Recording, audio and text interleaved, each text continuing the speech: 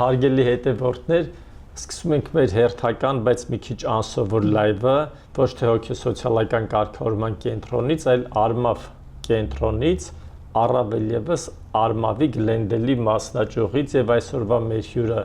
Արմինե Ավագյանն, ավելի ճիշտ ես եմ հյուրը Արմինե Ավագյանի կենտրոնում, այսօր մի քիչ խառն է այսօր, բայց ամեն դեպքում շատ հաճելի է եւ մենք առաջի անգամ ենք մեր լայվը իրականացնում Լոս Անջելեսից, ավելի ճիշտ Գլենդելից, առաջի անգամ ենք ոչ թե հոգեսոցիալական կարգավորման կենտրոնում ենք լինում, այլ Արմավում ենք լինում, բայց պետք է ձեզ ասեմ, որ շատ հաճելի է լինել Արմավի Գլենդելի մասնաճյուղում, որի մասին մենք մանրամասն կխոսենք, Արմինեն կներկայացնի, հետո կպատմենք երեկվա հանդիպումից։ Հիմա շատ կարճ Արմինե մինչև բուն նյութին անցնելը, որը կլինի վաղմանկական տարիքում անհրաժեշտ միջամտությունների կարևորությունը, մի փոքր պատմեք Արմավի մասին, այս կենտրոնի մասին։ Համեցեք։ Նախ բարի գալուստ Արմավ, Արմեն ջան, շատ հաճելի է հյուրընկալելը եւ նախապես նաեւ ասեմ շնորհակալություն երեկվա միջոցառման համար։ Մենք Գլենդելում մեր երրորդ մասնաճյուղն ենք բացել եւ շարունակում ենք մեր գործունեությունը, այս գաղափարը եկավ, որովհետև Հայաստանում ըստ էության շատ հաջողությամբ մոդելը սկսեց աշխատել։ Այո, շատ մեծ պահանջարկ ունի Արմավը։ Այո, պահանջարկ ունի, մասնագիտական թիմը շատ հզոր թիմ է եւ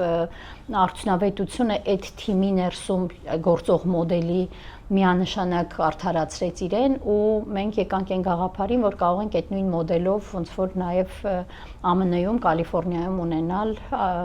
կենտրոն եւ աշխատանքը մեր Արմավի գործունեությունը միջազգայնացնենք, այնպես որ հենց այդ պատճառով ու այդ նպատակով մենք հիմա այստեղ ենք։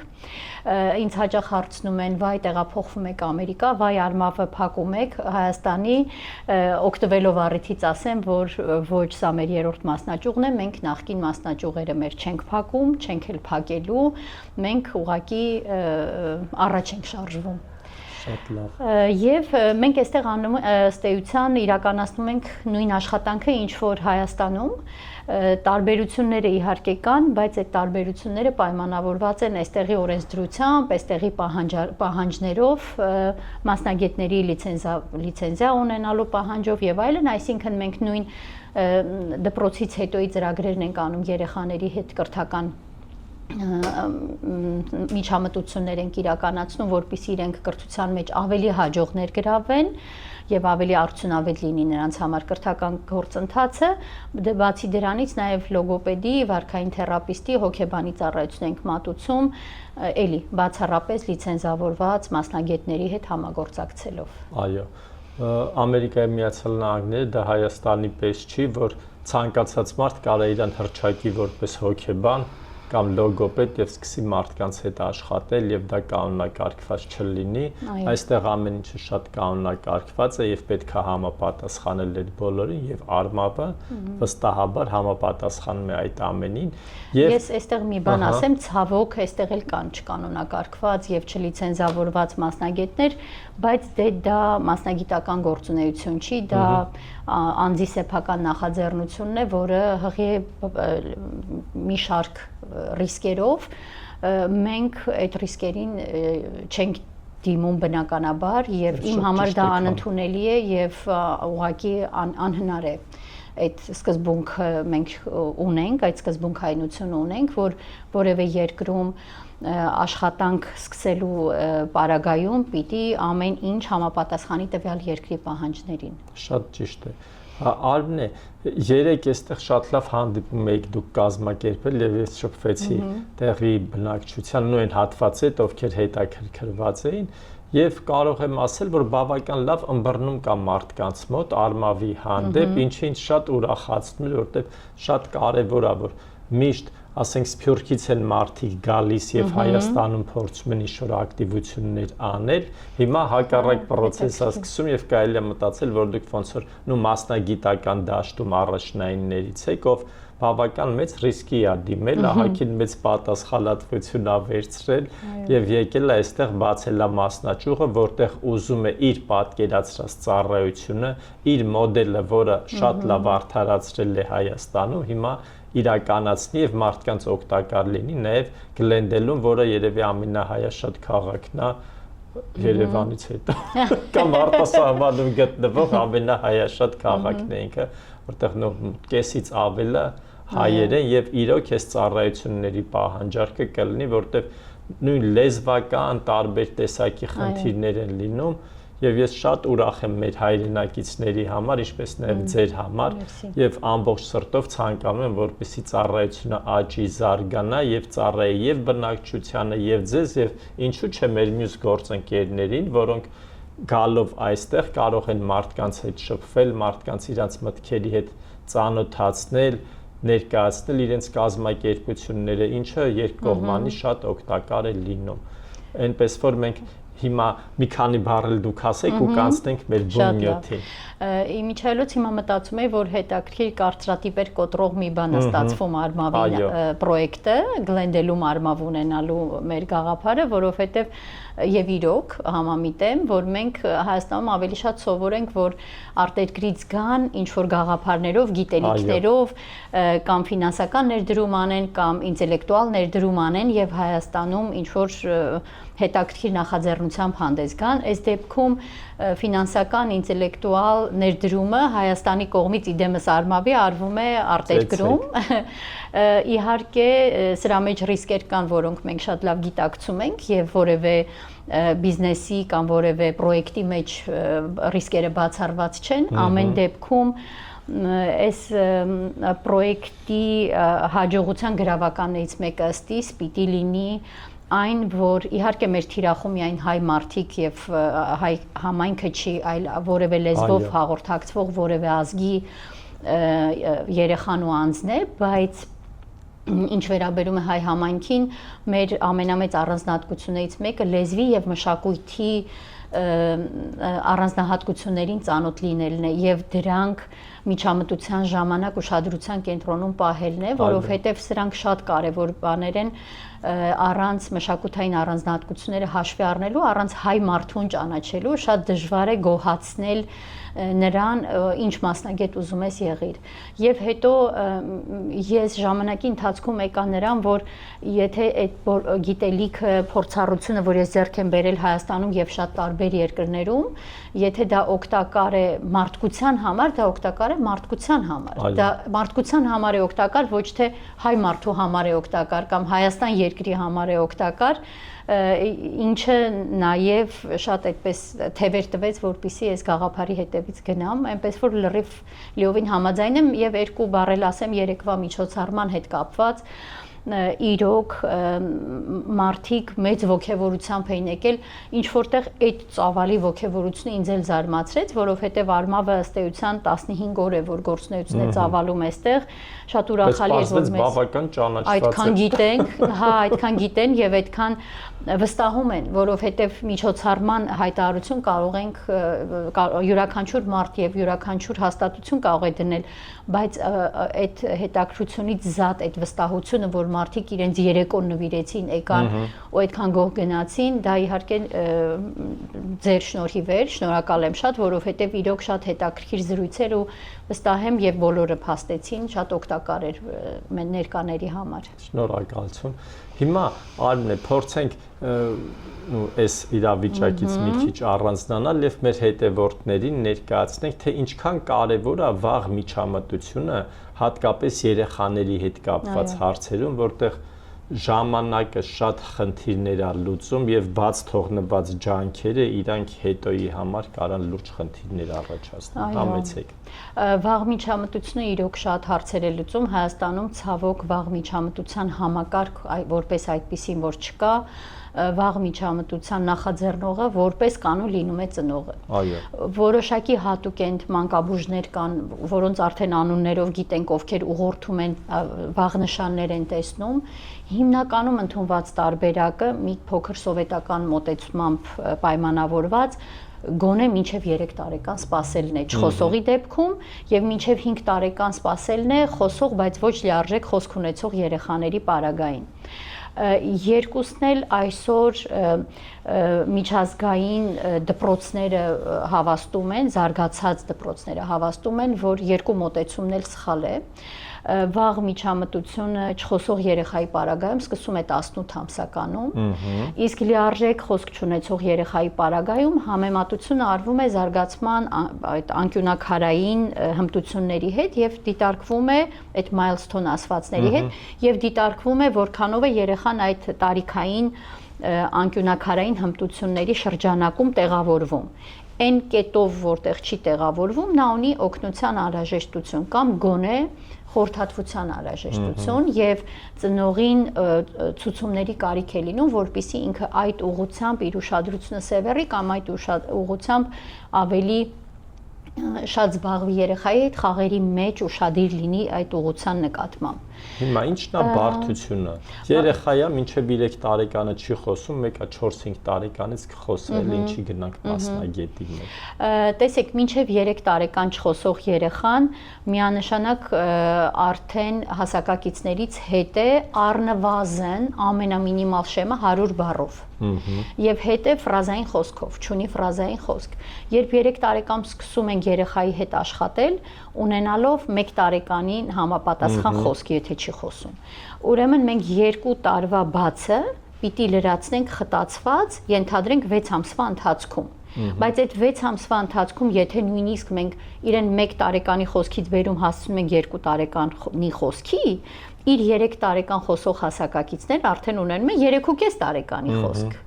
Իսկ 3-ից 3.5 տարեկանում երեխայի բառապաշարը կատաստրոֆիկ արագությամբ է հարստանում։ Նախադասությունները շատ արագ ընդարձակ են դառնում, կապակցված խոսքն է առաջ գալիս, եւ ստացվում է, որ դու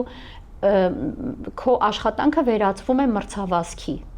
Դու երեխայի ձեռքը բռնած վազում ես հասակակիցների հետևից, ում հասնելու շանսերը շատ ավելի նվազեն, քան եթե դու այդ աշխատանքը սկսած լինեիր 1.5-2 տարեկանում։ Դրա համար շատ կարևոր է, եթե խոսենք միայն խոսքի հապաղման մասին։ Իսկ եթե երեխայի մոտ առկա են նաև հաղորդակցման դժվարություններ, աուտիստիկ սպեկտրում առկա որոշակի կարմիր դրոշակներ, առաջին նշաններ, այս դեպքում արդեն դու նաև ունենում ես երեխայի մոտ խոսքի ընկալման անլիարժեք լինել, դու ունենում ես երեխայի մոտ շրջապատը նկատելու դժվարություններ, շրջապատում այստեղ եւ հիմա գտնվելու դժվարություններ, ընդօրինակման դժվարություններ, իմիտացիա անելու դժվարություններ, հետեւաբար միայն խոսքի հարցով չես ձեռքը բռնած վազում, այլ մի քանի այլ հարցեր էլ դրան են կուտակվում եւ դու էլ չես վազում, դու շատ դանդաղ առաջ ես գնում։ 1.5-ից դանդաղ առաջ գնալու դեպքում շատ բաներ երեխայի մոտ դեռևս ամրապնդված չեն, դեռևս իր մի մասը չեն, դեռևս զուտ խնդրով պայմանավորված զգայական ինչ-որ խնդիրները լրացնելու համար արվող օրինակ ստիմեր են կամ հաղորդակցումից խուսափելու դեռևս խնդրով պայմանավորված դրսևորումներ են, բայց երբ որ դա տևում է տարիներ, դա դառնում է շատ ամրապնդված վարքաձև, դա դառնում է երեխայի մի մասը ու հետո շատ դժվարությամբ է հնարավոր լինում դրանք հաղթահարել կամ ինչ-որ տեղ կոմպենսացնել նրանց ինչ խնդրի հետ գործ ունենք։ Այսինքն այստեղ նաև ամրապնդվում է նաև այդ մասով այդ խնդիրը։ Եվ իհարկե հայտնի փաստ է, որ եթե այդ վաղ միջամտության շնորհիվ դու ինչ-որ բաներ հաղթահարում ես, դրանց շնորհիվ նաև ինչ-որ այլ բաներ էլ կանխարգելում ես, այսինքն դու արդեն նաև շանսն ես բաց թողնում կանխարգելման եւ դա էլ իր հետ բերում է այլ ոլորտում արդեն դժվարությունների։ Այսինքն ստացվում է, որ դու թիրախավորում ես այս հմտությունը, կողքից եկած հմտությունների բացերը այնքան շատ են, որ արդեն մասնագիտական թիմը ավելի լայն պիտի լինի։ Մասնագիտական թիմի լայն լինելու դեպքում կա մեկ այլ ռիսկ, որքանով նրանք բոլորը իրար հետ կհամագործակցեն, նույնական մոտեցում կցուցաբերեն ու ձնագունդը մեծանում է։ Նույնական մոտեցում է ցուցաբերում։ Այո, մենք արմավում երեխաների հետ աշխատանքում անպայման օրինակ եթե աուտիզմի մասն ենք խոսում լոգոպեդ, վարքային թերապիստ, զգայական ինտեգրացիայի մասնագետ, նույն մոտեցումով են խուսափում եք այդ ձեր ասած տարբերություններից։ Այո, այլապես երեխային այդ օգուտը չես կարող տալ եւ ինչ որտեղ ոնց որ ամեն մեկը մի ուղղությամբ ձգի այդ երեխային, ուղղությամբ տանի։ Այսինքն ոչ միայն վաղ միջամտությունն է կարևոր, նաև այդ վաղ միջամտության գրագետ կազմակերպումը, որովհետև եթե նույն թիմում չեն աշխատում, ամեն մեկը տարբեր մեթոդներով է աշխատում երեխայի հետ, դա էլ իր հաջորդ բարդություններն է սկսում բերել։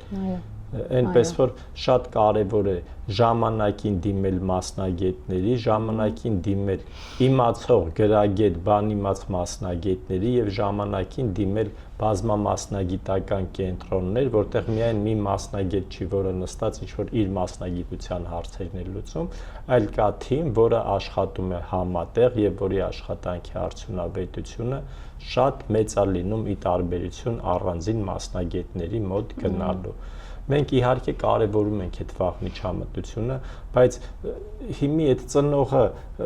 որ ժամանակ արդեն հասկանա, որ պետքա դիմել մասնագետի, ամեն դեպքում մտածում են երեխուս ինչ ա եղել, կմեծանա իր հորեղբայրն էլ էր այս ձև մորաքրոջ ամուսինն էլ խոսալ չգիտեր, հլա տես ոնց է հիմա խոսում, ինչ էր անում, հա։ Էլի պիտի նայեն զարգացման այդ milestone կոչվածներին, անկյունակարերին, որոնք on-line հասանելի բաներ են, Google-ում կարելի է Google անել, գտնել դրանք եւ տեսնել արդյոք երեխան իր զարգացման տարիքային շեմի մեջ տեղավորվում է թե չէ։ Մյուս տարբերակը այն է, որ երեխան ունի վարքաձևեր, որոնք ծնողի համար տարօրինակ են, անսովոր են, եւ մյուս այն է, որ ամենապարզը, որ երեխան 1.5 տարեկան է, բայց դեռ չունի առաջին բառերը, 2 տարեկան է, դեռ չունի 50 բառ, 3 տարեկան է, դեռ չունի 100 բառ։ Էլի կրկնեմ 50-100 բառը մինիմալ շեմն է, գոնե 50 բառ։ Այստեղ ինչն է կարևոր։ Երբեմն հաղորդակցման դժվարություն ունեցող երեխաները 2 տարեկանում կարող են ունենալ 1000 բառ, բայց այդ 1000 բառը ֆունկցիոնալ չի։ Մուլտֆիլմերից սովորած մեջբերումներ տարբեր լեզուներով, բայց այդ բառերից ոչ մեկը երեխան հաղորդակցման համար չի կիրառում։ Անգլերենի տառերի իմացություն, թվերի իմացություն, հաշվել է կարողանում, բոլոր կենդանիների անվանունները գիտի, որովհետև օրինակ հեռուստացույցով կենդանիների մասին զարգացնող անգլերեն հաղորդումներ է դիտել, բայց կրկին դրանք ուղակի բառապաշար են, դրանք ուղակի բառեր են նրա բառապաշարում, որոնք չեն ծառայում հաղորդակցմանը։ Այսինքն հաղորդակցման դժվարության, մասնավորապես աուտիզմի հետ առնչվելիս միայն բառապաշարով կողմնորոշվելը բավական չէ։ Նաև պիտի նայել որքանով են առկա բառերը ֆունկցիոնալ եւ որքանով է երեխան դրանք կիրառում հաղորդակցման համար։ Եթե այս բոլոր դժվարությունները կան, միանշանակ պետք է լոգոպեդական խորհրդատվություն անցնել, հասկանալու համար արդյոք կա խնդիր, թե չկա խնդիր։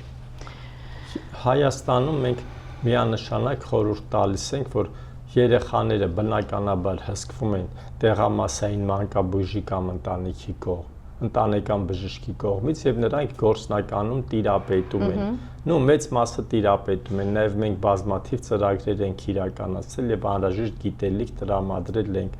Այժմ լույս է տեսել նաեւ UNICEF-ի հետ համատեղ իրականացված ծրագրի արդյունքում իսրայելյան Նարինե եւ Կարապետյան Լիլիթի հեղինակությամբ մոդուլը, որը առաջնային օղակում հոգեկան առողջության գիտելիքների տրամադրման ձևերն են ներկայացնում եւ շատ օգտակար կլինի դա մեր առաջնային օղակի մասնագետներին, որոնք գիտեն ուր ուղղորդեն մարդկանց։ Այստեղ ոնց է այդ վիճակը։ Ես մի բան ասեմ Հայաստանի հետ կապված, հետո այստեղի վիճակին անդրադառնամ։ Ես ասացի լոգոպեդի մոտ գնալ խորհրդատվության, դա չի նշանակում դիագնոստիկայի։ Լոգոպեդը չի անում աուտիզմի դիագնոստիկա։ Լոգոպեդը կարող է տեսնել առաջին նշանները եւ 1.5 տարեկան երեխայի պարագայում առաջարկել աշխատել վարքային թերապիստի հետ համատեղ եւ փորձել երեխային առաջ տանել, հիմնականում 3 տարեկանում են ախտորոշում աուտիզմը, ախտորոշման դեպքում մենք ուղղորդում ենք կամ մանկական հոգեբուժի կամ զարգացման մանկաբուժի մոտ։ Ախտորոշմամբ Հայաստանում զբաղվում են իրենք։ Ինչ վերաբերում է Ամերիկայի Միացյալ Նահանգներին, այստեղ բոլոր երեխաները 18 ամսականում անցնում են աուտիզմի սկրինինգ։ Դա շատ պարզ, այո, եթե չեմ սխալվում, 5 հարցից բաղկացած հարցաշար է ծնողների համար, որով պարզվում են այդ red flag կոչվածները, կարմիր դրոշակները, անհանգստացնող նշանները, եւ այդ նշանների առկայության դեպքում երեխային անհրաժեշտ մասնագետներ են տրամադրվում, որոնք տանը իրականացնում են տնային ծառայություն։ Գալիս են տուն, երեխայի հետ աշխատում են, զարգացնում են, աշխատանք են իրականացնում այն ուղղությամբ, որ ուղղությամբ կարիքը կա, եւ 3 տարեկանում արդեն երեխան ուղղորդվում է դիագնոստիկայի, եթե անհրաժեշտությունը մնացած է լինում։ Լավ, այսինքն այդ 5 հարցանոց սկրինինգը որևէ դժվարություն չի ներկայացնում եւ հանգիստ կարող են տեղամասային մանկաբույժները, ընտանեկան բժիշկները իրականացնել։ Այո, այդ ուղղակի համակարգի հարց է, ներդնելու այդ համակարգը։ Ինքը եթե դժվարություն չի ներկայացնում, ծախս չի պահանջում, չեմ կարծում, որ դժվարություն լինի։ Կաշխատենք այդ ուղղությամբ։ Ես գործիքի անունը ձեզ կտրամադրեմ, մի հատ ուզում եմ ստույգ լինի, նոր հիմա չեմ ուզում հետևորդներին ասել ինչ որ բան սխալ չասեմ, բայց անունը կտրամադրեմ, արդեն կտեսնեք ինչ կարելի է անել։ Շատ լավ։ Մենք փորձենք ամփոփել արդեն, կխնդրեմ ձեր հիմնական ուղերձը մեր հետևորդներին եւ կամփոփենք։ Լավ։ Իմ հիմնական ուղերձը մանավանդ երբ որ Ամերիկայի Միացյալ Նահանգներում էլ տեսա այդ ոչ պրոֆեսիոնալիզմի դրսևորումները, հիմնական ուղերձս այն է, որ անպայման մասնագետին ընտրել շատ վծախնդրորեն։ Այսօր Facebook-յան էջերում մեկնաբանություններով կամ ինչ որ մեկի բլոգերով կողմնորոշվելով գնալ մասնագետի մոտ կամ երեխային տանել այդ մասնագետի մոտ չափազանց թանկ ժամանակ կորցնելով շատ անտրամաբանական է։ Ես գիտեմ, որ բլոգերներին հետևելու սովորույթ կա եւ մի տեսակ երբեմն չարդարացված վստահություն կա այն նյութերի նկատմամբ, որոնք իրենք տրամադրում են, ասում եմ երբեմն, որտեվ շատ գրագետներն էլ կան, եւ ծնողները շատ հաճախ ընկնում են ուղղակի թակարդը։ Եվ դա եւ Հայաստանում եւ այստեղ արկա է, այստեղի դեպքում պետք է լիցենզիան հարցնել, դիպլոմը հարցնել, ես արդեն մի քանի ծնողի հարցրել եմ, իսկ մասնագետը մոտ գնացել եք, ուներ դիպլոմ, ուներ լիցենզիա, ասում են ամաչեցինք հարցնենք, պետք չի ամաչել։ Իսկ Հայաստանում լիցենզիան չկա, ցավոք, այդ համակարգը չի գործում, բայց գոնե այդ պրոֆեսիոնալիզմը ստուգելու մի շարք չափանիշներ կան։ Անպայման պրոֆեսիոնալիզմը ստուգել, միանշանակ վստահություն ունենալ մասնագետի կամ տվյալ կենտրոնի նկատմամբ, նոր երեխային տանել այնտեղ։ Երբեք չհավատալ խոստումների, որոնք ձեզ շատ գայթակղում են, բայց շատ անտրամաբանական են։ 3 ամիս լեզուն կմերսենք, աուտիզմը կանցնի։ Երեխան նեղացել է, դրա համար ձեր հետ չի խոսում, մենք հիմա ինչ որ չակրան կբացենք կամ վախը կչափենք կամ իր հետ լավ հավեսով կխաղանք, նեղացկոտությունը կանցնի, կխոսի, երբեք աուտիզմի ժամանակ մանավանդ հնարավոր չի ստույգ ժամկետներով խոսել։ Եթե ստույգ ժամկետներով խոստումներ են ձեզ տրվում, մի հավատացեք, դա արդեն վկայում է ոչ պրոֆեսիոնալիզմի մասին։ Ու մեկ էլ կան վայրեր, որոնք ասում են մինչև ժամը 5-ը, մինչև ժամը 7-ը կարող եք երեխային թողնել, ես հասկանում եմ, որ ծնողը աշխատում է, պիտի աշխատի եւ փնտրում է վայր, որտեղ երեխան ավելի երկար ժամանակով կմնա, այդ դեպքերում առավել եւս երբ որ դուք ներկա չեք մասնակցում այդ սեսիաներին, միջամտություններին, տեղյակ չեք ինչ է կատարվում, անպայման պիտի ունենաք տեսախցիկների հասանելիություն, պիտի կարողանաք տեղյակ լինեք ինչ է արվում երեխայի հետ եւ նոր վստահեք այն տեղերին, ուր որ երեխային տանում եք։ Առավել եւս դա կարծում եմ ճշմարտություն է, իրողություն է որևէ երեխայի պարագայում, առավել եւս եթե երեխան չի խոսում, ունի աուտիզմ, ծնողը անպայման այդ ժամանակահատվածի համար պիտի վերահսկողություն ունենա։ Եթե չունի, եթե դրան շեմքից ներս չի կարողանում մտնել, դա էլ կարող է ծնողին կասկածի տեղիք տալ։ Եվ հաջորդը երեխաներին հնարավորինս զերծ պահել այդ էկրանային ժամանակից, որը մինչև ըստ համաձայն մանկաբույժների ամերիկյան ասոցիացիայի մինչև 2 տարեկանը պիտի լինի 0 րոպե, հետո կես ժամ ծնողի հետ միասին, որպես հաճելի մի գործընթաց, մեր մոտ սարսափելի քանակի է հասնում 6 ամսականից երեխաները 6-7 ժամ անցկացնում են էկրանի առաջ, զերծ պահել էկրանից, որովհետև դրանք երեխային շփվել, հաղորդակցվել չեն սովորեցնում, խոսել չեն սովորեցնում եւ անպայման վնասում են նրանց հաղորդակցվելու եւ սոցիալիզացվելու կարողությունները։ Թերևս այսքան։ Շնորհակալություն Արինե, սիրելի հետևորդներ, մեկ անգամ եւս շնորհակալություն հայտնենք Արինե Ավագյանին, մեկ անգամ եւս Արմավին մաղթենք դրական զարգացումներ, բարգավաճում եւ հաջողություններ, կհանդիպենք եւս մեկ անգամ Լոս Անջելեսում, նոր հետո կվերադառնանք Հայաստան։ Ավարտում ենք մեր այսօրվա հանդիպումը։ Հիշեցնենք, որ մեր կենտրոնի կարգախոսն է ցանկացած խնդիր միշտ ունի լուծում, եւ մենք եւ մեր գործընկերները կօգնենք ձեզ այդ գործում։ Ցտեսություն։